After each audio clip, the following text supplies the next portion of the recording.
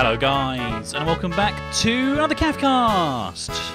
Today we're back in the wonderful world of TerraTech and we're playing the Flat Out Challenge mode. That's right guys, we needed some flat planes for this because as you've seen by the title of the video, we're going to make a drifting car. Now, for those of you who don't know, there's a fantastic subculture of making cars drift. I think Mythbusters actually proved that it makes your car go slow around corners, so drifting, it's not practical, but it's awesome. And I found a really cool way of making a car in TerraTech that can just drift until the cows come home. And there's a really cool way of changing the direction that you drift as well. It's really awesome, so stick with me, and if you like the video guys, please do make sure that you hit that like button.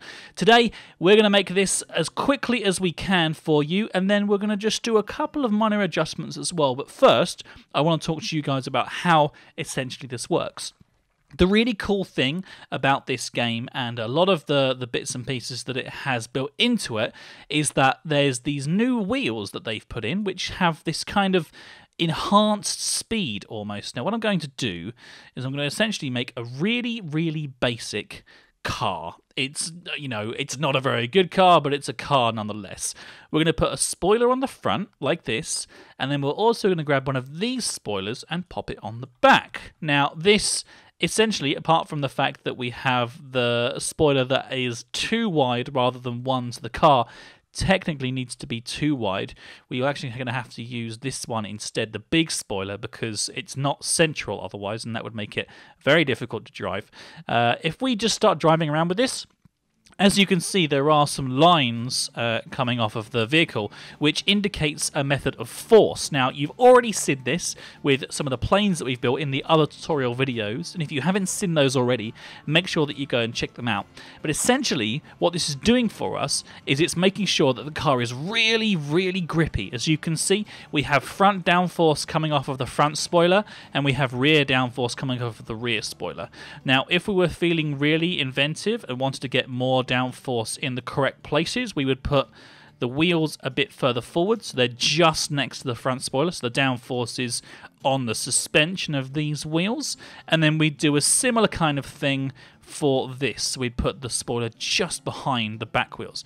So as you can see now, it really just will turn perfectly, really nicely, and it will spin on a dime as well. It's actually really good. If I take these off, just demonstrate to you guys what will happen, apart from the fact that the front spoiler takes over, the car is still will move, but eventually it will just kind of spin out. It's not really very controllable, and it's a bit awkward to use. So spoilers are a very good thing, but what would happen if you wanted to make a car that wasn't designed for using spoilers, but instead was designed to be able to drift and make really awesome skids and keep it going forever and ever? Well, that is in a whole other ball game. So give me 2 seconds whilst we sort this out. I'll start the game again, and then we'll show you how it's built. So be right back. Okay, so now that we've worked out how front and rear downforce works, the next thing for us to do is to work out how side downforce works. And by that, I mean taking downforce and turning it sideways to make a drift car. It's so cool. So essentially what we do is we can make any kind of size of vehicle. And what I personally like to make is something along the lines of this. It works in a really interesting way, and I'm going to demonstrate it to you guys as well. If we have wheels on the 4 edges like this, we get a really good maximum drift kind of movement.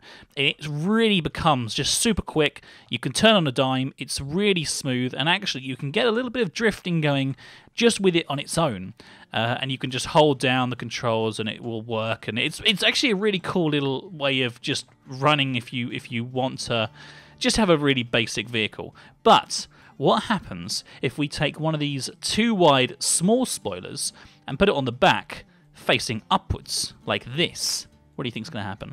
Well, if we go forwards, it'll just go forwards absolutely fine.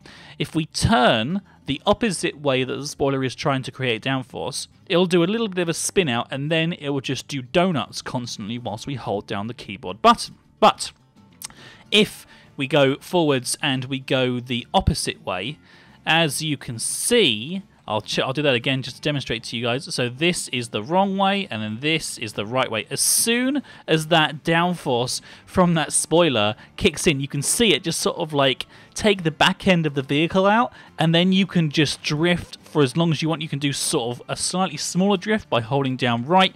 Take it left to bring it even tighter, and I'll demonstrate to you how this works, guys. It's so fun. So let's do it around these little bits here. Look, we're going to just back out the end of the vehicle, go right round with a drift, and then back into straight and heading out again.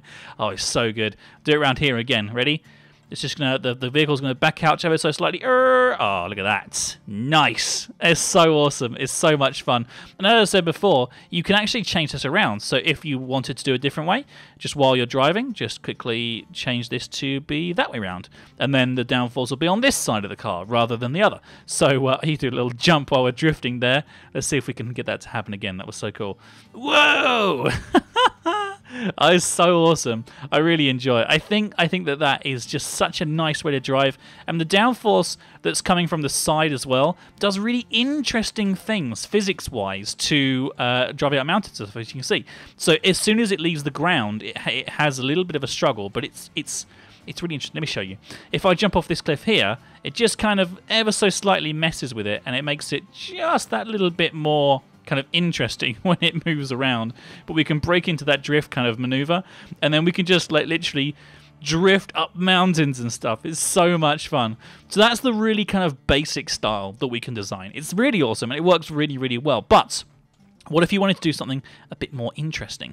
What we could do, if you wanted to make something really, really cool, is this. If you take off the main parts of the vehicle and we use one of the 2s on this side and the 1 on this side. In fact, we can use 2 2s, can't we, here? That would work well. And that gives us enough space in the middle of the car, which is fine.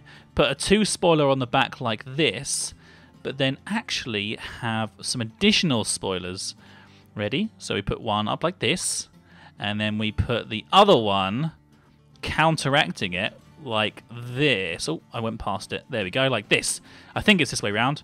I might be wrong. So we've got the downforce on the car, but then as soon as we start to go out and trigger some of the drifting style on one of the spoilers, it just kicks it into overdrive, and it works so well because not only is that one spoiler doing its job, but both the side spoilers are creating that drift, that kind of momentum that we need.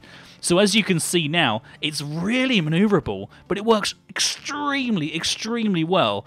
I think it's really, really awesome. And we can also use the larger wheels as well. So if I head back over here again and just quickly do a little spin and just sort of park up, minding that little bit there, these wheels are essentially exactly the same thing, but bigger.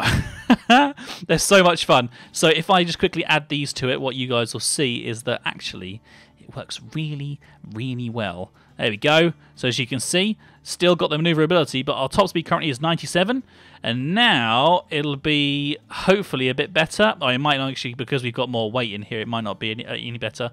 But as you can see, it's really difficult to get that kind of spin momentum going with the wheels like they are like this.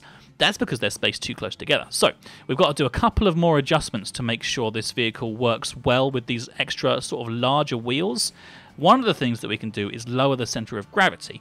And by that, I mean that you need to essentially just grab a load of these bad boys, like this, and just pop them on.